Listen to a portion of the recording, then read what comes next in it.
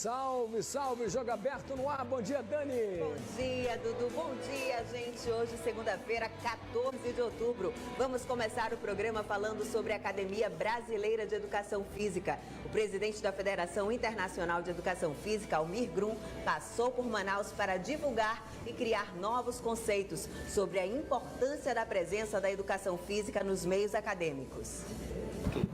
Nós estamos aqui, primeiro, para dar posse para a doutora Artemis Soares, como membro da Academia Brasileira, e também para fazer aquela visita, poder ter os contatos com os principais cursos de Educação Física e o Conselho Regional, o nosso presidente Jean Carlos. Nesse roteiro fizemos Acre, Rondônia e Amazonas. Sempre é um turno legal, bom, e que a gente possa levar algumas coisas novas para a FIEP também dessa região, dessa importante região em nosso país. Doutora Artemis Soares é conhecida em nosso Brasil. Quando se fala na doutora Artemis Soares, é a professora lá de Manaus, então ela é bem conhecida e dentro da FIEP tem a sua história também. E a gente já conhece ela há muitos anos, foi eleita por uma votação, numa indicação de 3 profissionais, e a diretoria, em votação secreta, elegeu a doutora Artemis. Passado os Jogos Universitários Brasileiros, a equipe de voleibol feminino da CIESA garantiu vaga para o Brasileirão que vai acontecer em Salvador. O embarque para a capital baiana já esta semana, mas antes, muito treino e dedicação para fazer bonito na competição nacional. Com classificação garantida nos Jogos Universitários, o time de vôlei feminino do CIESA tem agora apenas uma preocupação: treinar muito forte para a disputa do Campeonato Brasileiro, JUBES, que acontecerá em Salvador, na Bahia.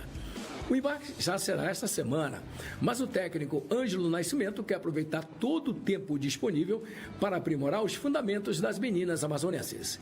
E elas correspondem com esforço, dedicação e esperam brilhar na capital baiana. Bom, a gente está se preparando, né? Nós temos treino durante a semana. Nós treinamos segunda e quarta na areia e dia de terça, quinta e sábado aqui na quadra, né? Justamente para ajustar algumas coisas que ainda estão pendentes desde o início do ano e do outro campeonato que a gente participou, que foi a fase norte. Eu acho que tem garotas muito experientes aqui, eu sou a mais nova do time, né? Então, quando eu comecei a jogar, tinha umas que eu já via que eram muito mais velhas já e jogavam muito bem, meio que... Talvez seja isso, a experiência total do time. O ponto forte do time é o entrosamento. A disputa nos Jogos Universitários foi fundamental para desenvolver as equipes técnicas e taticamente. O treinador garante que as meninas do Amazonas estão motivadas para representar bem o voleibol do estado na competição nacional. Olha, nossa equipe ela está muito bem preparada, né? Graças a Deus nós conseguimos dar um volume muito bom de jogo para elas, né? Onde nós estamos realizando 4 treinos, né? Sendo na quadra, e também elas treinam a parte física na areia, né? Lá na Arena Juruá, junto com o nosso treinador Rato, né, que está dando essa força, né, para elas, para adquirir mais condicionamento físico, tá? Então elas estão muito preparadas fisicamente e tecnicamente, tá? E o nosso volume de jogo está sensacional. Boa sorte à equipe. Olha que bacana, 4 amazonenses foram convocados para a seleção brasileira de futebol de 7 e já estão de malas prontas para embarcar hoje à noite para o México. Essa reportagem você confere amanhã completinha aqui no Jogo Aberto. Olha, vamos falar de futebol pelo Campeonato Amazonense Feminino. O Nacional perdeu para a Liga de Itacoatiara por 3-1 no Flório de Mendonça e caiu para a 4ª posição. Rio Negro lidera com 6 pontos, seguido por Iranduba e 3B. Ok, agora a gente vai mudar de assunto porque começou a 2ª divisão do Campeonato Amazonense de Futebol Masculino. 2 jogos marcaram a primeira rodada. O estreante Amazonas fez bonito e venceu o Tarumã por 3-0, mostrando que veio e não veio para brincar. Vamos aos gols. A temporada 2019 do futebol amazonense da Série B começou voando no estádio Ismael Benigno. Milhares de abelhas estavam morando na trave C do CT. A solução foi chamar os especialistas, o Corpo de Bombeiro, que com paciência e técnica retiraram a casa e deu um banho nas que ficaram em volta. 1 hora após a hora marcada, o jogo de abertura. O estreante Amazonas FC e o histórico Tarumã. O Amazonas FC, desde o primeiro minuto, foi pura pressão. Finalmente, aos 25 do primeiro tempo, Davidson abre o marcador. Amazonas, 1-0. Já no segundo tempo, um ataque tipo blitz. Por último, Eduardo atira contra o próprio patrimônio. Gol contra. Amazonas, 2-0.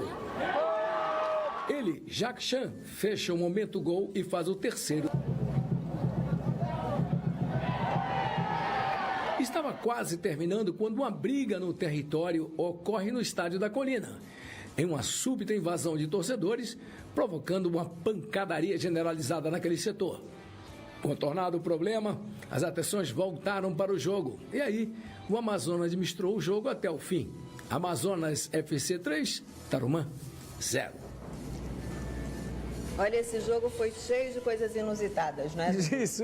A começar com as abelhas, que invadiram literalmente o campo, né? Foi uma confusão, né, Dudu? É impressionante como é que, segundo o administrador da Colina, ele falou que não existiu, na verdade, 2 dias antes não tinha aquela casa de abelha. Agora era imensa, grandona. Então foi preciso chamar os bombeiros, muita arte, muita técnica, conseguiram resolver. E depois, uma confusão, né, no estádio desnecessária. Verdade. No outro jogo, São Raimundo venceu o Clipper diante de sua torcida e também começou bem na segundona. Vejam o gol do Tufão.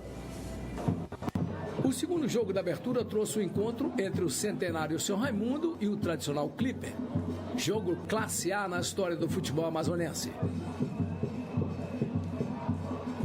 Bastante equilibrado, o gol saiu no segundo tempo dos pés do Denis do Tufão da Colina, em um momento de esforço pessoal.